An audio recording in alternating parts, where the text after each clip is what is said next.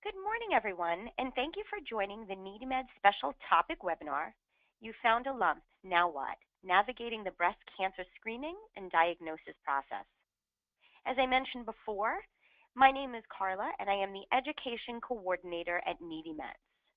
Before we get started with today's presentation, I'm just going to go over a few things.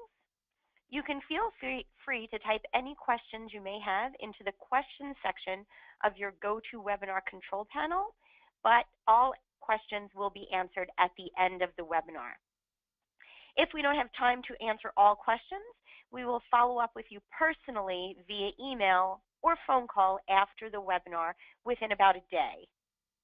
This webinar is being recorded, and it will be available for viewing on the NeedyMeds YouTube page probably by the end of the week or at the latest the beginning of next week. So let's get started. For those of you that are not familiar with NeedyMeds, here's a shot of our homepage. I always put that up because really the NeedyMeds website is the face of our organization. Our mission at NeedyMeds is to educate and empower those seeking affordable health care. And we define education in two ways. One, by educating people certainly about NeedyMeds and the resources we offer. And second, by letting them know about other invaluable resources and healthcare topics, which is why we are so pleased to have our guest here with us today. It is my pleasure to introduce our host, Christina Johnson. Nope, I got that wrong. Christina Johns, I do that all the time. Forgive me, Christina. It's okay. Let me take that over from the top. So again, it's my pleasure to introduce our host, Christina Johns. Christina, who by the way is also fluent in Spanish, has a pretty impressive resume reflecting extensive experience working with diverse populations of patients and clients in both healthcare and nonprofit fields. Christina has been able to continue her passion for connecting with patients through her new role as a patient coordinator for the American Breast Cancer Foundation. Christina, as you'll become familiar with, is a pleasure to work with, chock full of information, and you can see when she speaks that she really enjoys helping patients and clients. So without further ado, I'm going to go ahead and pass the screen and the mic to our guest, Christina. Oh, thank you.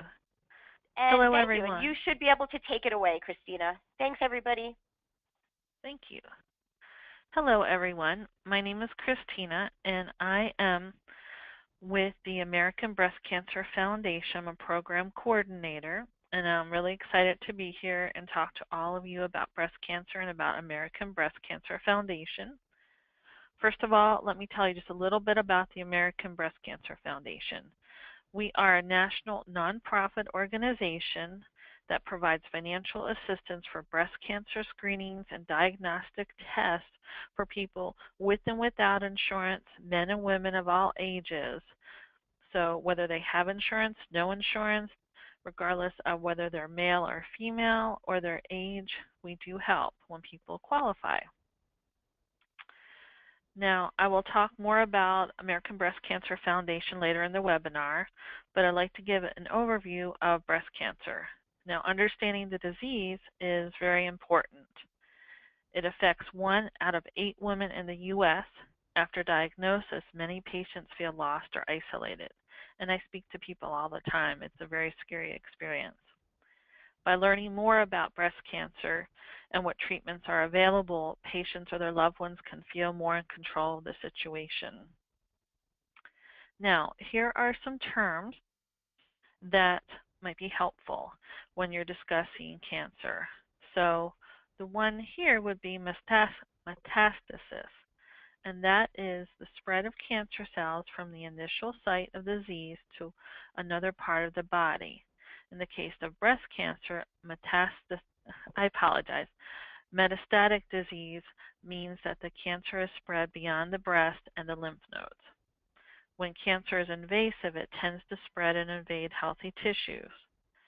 These cells invade through the ductal lobule of the breast, and in a few slides we'll look at the diagram of the breast and discuss the different parts. In situ cancer that's in place, not yet invasive. However, it can become invasive. And then finally, a tumor is a solid, abnormal new growth of tissue which arises from rapid cell growth. Now, what is breast cancer? A malignant tumor started from the cells and tissues of the breast. Cancer cells can contain damaged DNA and cannot repair themselves like normal cells. As you can see in the image that I've just put up, cancer cells can replicate and create more cancer cells, resulting in a lump or a tumor. Not all tumors are cancerous. Those that are not are called benign lumps. And a biopsy test can diagnose the status of a tumor by removing some of the cells or tissue for testing. So as I had mentioned earlier, breast cancer affects 1 in 8 women. It's the most common cancer in the world among women. And this year alone, approximately 231,840 new cases of invasive breast cancer will be diagnosed. Since 2007, the American Breast Cancer Foundation has assisted more than 19,000 underserved clients, and the number we serve continues to grow each year. So, I'd like to talk about the types of breast cancer. The most important factor in breast cancer diagnosis is the size of the tumor when it's discovered and whether it spread to the lymph glands under your armpits. However, the type of breast cancer also affects treatment and discovery. These are a few of the most common types. And I do apologize, I'm going back to the correct screen. So, we have ductal or lobular, that refers to where the breast cancer forms. And then the most common type of breast cancer is invasive ductal carcinoma. Since this cancer is invasive, it can spread to other parts of the body via the lymph system and bloodstream. Lobular carcinomas such as ILC are much harder to detect on a mammogram. If you're experiencing symptoms of breast cancer and the mammogram results are normal, you may want to request an ultrasound or biopsy to be sure. Lobular cancers, while often go undetected for longer, are hormone positive. That makes them easier to treat than other types of cancer. So what are the signs and symptoms? Breast cancer does not always appear in the form of a lump or tumor. It's important to be aware of all of these symptoms and consult your physician if you're experiencing any of these. A lump. Finding a new lump in one of your breasts is the most common symptom of breast cancer. Cancerous lumps can be painless or cause tenderness or pain. Those lumps which are painless are more likely to be malignant. This is why it's so important to consult your physician if you detect a lump, even if it's painless. Another symptom is swelling. Another is irritation on breast skin or nipple. This may include redness, scaliness, dimpling, or thickening of the skin or nipple area. Another is breast or nipple pain. Another is nipple discharge. Another is the nipple turning inwards, nipple retraction. And then the last one I have here is swollen lymph nodes. Sometimes if the cancer is spread to the lymph nodes, it can cause them to swell. So next we'll talk about prevention and early detection. Lowering your risk.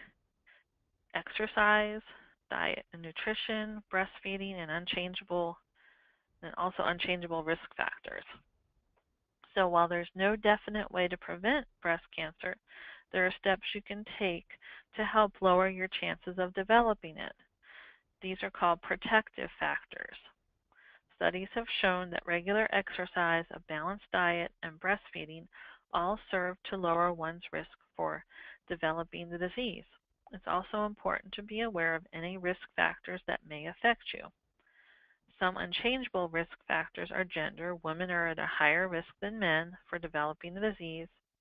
Age. Your risk increases as you get older, and genetics. The gene mutation for the BRCA1 and 2 genes are hereditary and can be present in both men and women.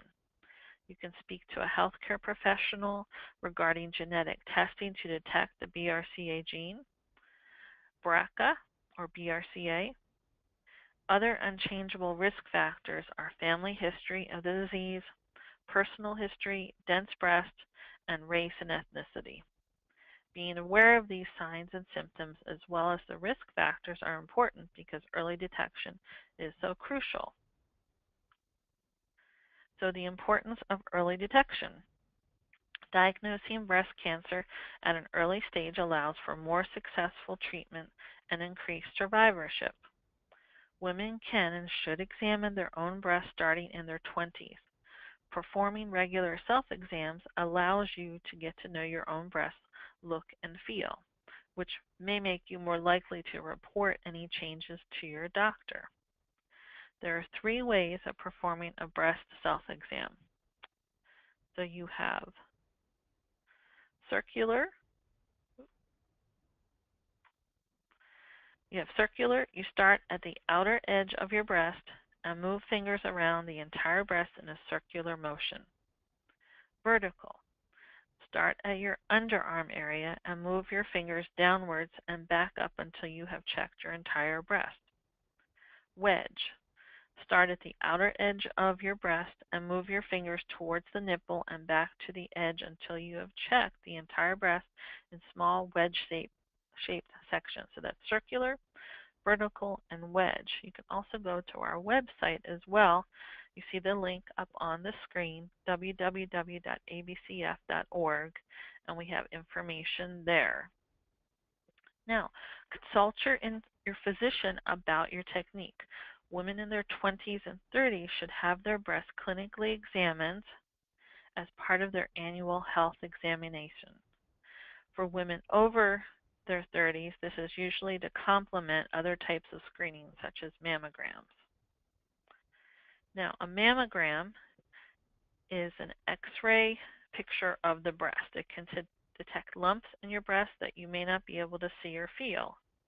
After the age of 40, a woman should start having a mammogram done annually. And there are actually 2 types of mammograms, screening and diagnostic. So remember, screening and diagnostic. It's good to know that difference. When a mammogram is used to detect cancer in women before they have any signs or symptoms of the disease, it's called a screening mammogram. Screening mammograms consist of 2 images of each breast and detects lumps and other abnormalities. Now, a diagnostic mammogram, that's the other type. It's used after a lump or another symptom of the disease has been found. It's also used if it's difficult to see breast tissue in a screening mammogram due to certain circumstances, such as the presence of breast implants. Diagnostic mammography consists of more x-rays than screening mammography, and therefore it takes longer to complete. And also, anyone who survived breast cancer, they can no longer have a screening mammogram. They always need a diagnostic mammogram, and there's usually an ultrasound scheduled along with that just in case they need that. So that's good to keep in mind, the differences between a screening mammogram and a diagnostic mammogram. Now, there's also molecular breast imaging, MBIs, and those are something you may have been offered in the recent mammogram appointments. The MBI is a new test that is up to 4 times better at finding cancer than a mammogram alone. These tests are now available to the public and are especially recommended for women with dense breast. Now, our next topic, men get breast cancer too. This is really important to remember. So while male breast cancer is rare, it's becoming more prominent. In fact, data shows a 26% increase from 1975 to 2010. Male breast cancer often goes undetected due to the stigma that breast cancer is solely a woman's disease. One of your donors has a son affected by breast cancer. When his wife found, here's an example, when his his wife found a lump while applying suntan lotion, he insisted it was nothing. So he delayed consulting his physician. We at American Breast Cancer Foundation encourage men who experience any symptoms of breast cancer to consult their physician and get screened. We have calls for men who need mammograms, and we offer to support to them as well. So you can see some of the risk factors for male breast cancer include genetic factors, such as the presence of the BRCA1 or 2 gene or BRCA, hormonal, such as an increased estrogen level, occupational, such as exposure to electromagnetic fields, or lifestyle factors such as obesity. Now we're going to talk about treatment. So some available treatments. A sentinel lymph node is the first lymph node which cancer cells go to from the primary tumor. There may be more than one sentinel lymph node. A sentinel lymph node biopsy is a procedure in which the sentinel lymph node is identified, removed, and examined. This procedure determines if cancer cells have spread to the lymphatic system. If cancer cells are present in this lymph, then there is a possibility it can or has already spread to other organs of the body. A sentinel lymph node biopsy aids the doctor in the following: determining what stage the cancer has reached, developing a treatment plan for the patient, and preventing the spread of the disease. Another treatment option is radiation. That's the use of high-energy rays which kill cancer cells. There are several different types of radiation. One type is external beam radiation. This is the most common type of radiation. Radiation comes from a machine outside of the body and focuses on the area which has cancer. This is painless. The actual procedure time only takes a few minutes, and setup time usually takes longer. There are possible side effects such as swelling or heaviness of the breast, skin changes such as redness, blistering, and peeling of the treated area, as well as fatigue. Another treatment is chemotherapy. Chemotherapy treatments are cancer-killing drugs that can be given by mouth or injected into a vein. The drugs travel through the bloodstream to reach the cancer cells in the body. Chemotherapy is given in cycles, and the treatment can last several months. While on chemotherapy, you may experience possible side effects, including fatigue, loss of appetite or increased appetite, nausea and vomiting, bruising very easily, and also breast-conserving surgery can also be called a partial or segmental mastectomy or lumpectomy. Only part of the breast containing breast cancer is removed. This procedure removes cancer and some surrounding normal tissue. How much of the breast is removed depends on the size and location of the tumor in addition to other factors. A mastectomy is when the breast tissue is removed and possibly some surrounding tissue. There are some different types of mastectomies, including a simple or total mastectomy, skin sparring mastectomy, modified radical mastectomy, and a radical mastectomy. Not all breast cancers require a mastectomy, so it's very crucial to talk with your physician and make a decision that you are both comfortable with. Another treatment is reconstructive surgery. This is a procedure done to restore the appearance of the breast after a mastectomy or breast-conserving surgery. So I've touched a little on some of the people who call us for help, but now we'll tell you more about the American Breast Cancer Foundation. So, our role, this is all about our role. American Breast Cancer Foundation's goal is to provide support and resources to clients who call us when they have nowhere else to turn. Our clients will call us when they cannot afford a breast cancer screening or diagnostic test. We provide grants directly to our clients so they can receive those tests. And if they are this is if they qualify, and if they are diagnosed, we can provide support throughout their treatment. Over 50% of our callers already experience symptoms of the disease. The goal of our program is to improve the chances of survivorship for our clients by diagnosing the disease at an early stage, and offering these resources is important because if the disparities in breast cancer mortality nationwide.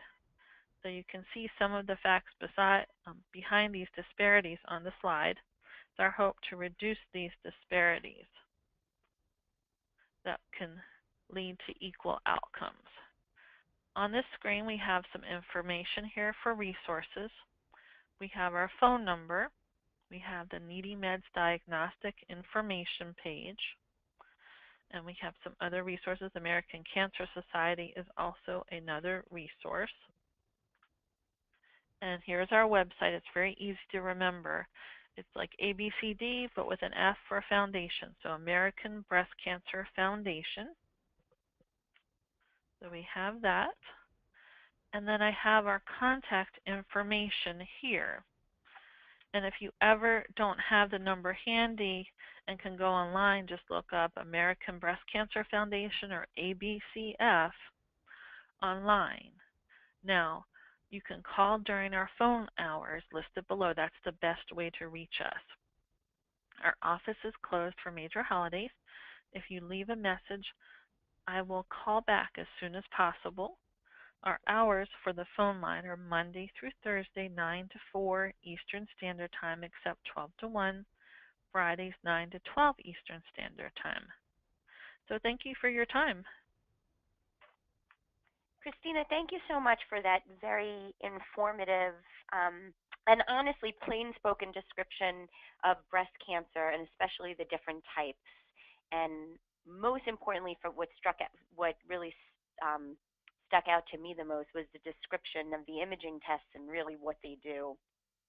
I think oftentimes, as you had mentioned in the beginning, it's overwhelming if you get a diagnosis, and having all of this information thrown at you sometimes from a doctor, it's really hard to digest, process, or understand. So this is really helpful. I want to remind everybody that's joined us today that if you do have questions for Christina, you can go ahead and type them into the questions section of your GoToWebinar control panel. I do already see some questions coming in. Before we address those, I want to take just a moment to mention that as you go down this process of diagnosis, screening, and taking care of yourselves, we do hope, in addition to turning to ABCF, which now you can clearly see is an invaluable resource, that if you do need some assistance with healthcare expenses, I do hope that you turn to NeedyMeds. And when I say turn to NeedyMeds, I'm talking about visiting our website, which is www.needymeds.org. And I'll give you that information again on the slide at the end of the webinar. And also that you reach out to us on our toll-free 800 number. And again, I'll have that contact information at the end. And Christina, if you want to go ahead and switch the screen back to me, that would be great.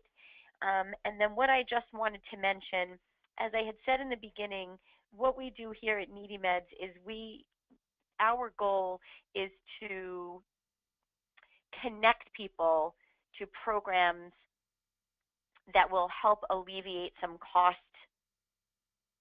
out-of-pocket costs or other costs that are associated with a particular diagnosis. And right on your screen now is just a quick slide of some of the most popular cost savings resources we have through the NeedyMeds website. And again, this is a very brief overview. We like to tell people that we have more than 20,000 points of cost savings through our website. And these popular ones that are up on the slide now are prescription assistance programs, which you've probably heard of, are programs sponsored by pharmaceutical companies that offer free name brand meds to those that qualify. And when I talk about prescription assistance programs, what I mean is I didn't know what that term was before I worked at NeedyMeds. If you're ever watching TV and you see a commercial, and at the end of the commercial for a brand name drug, it'll very quickly say something like, if you can't afford your meds, reach out to Humira. That's an example of a prescription assistance program. So if you are having trouble paying for a brand name medication, again, turn to us.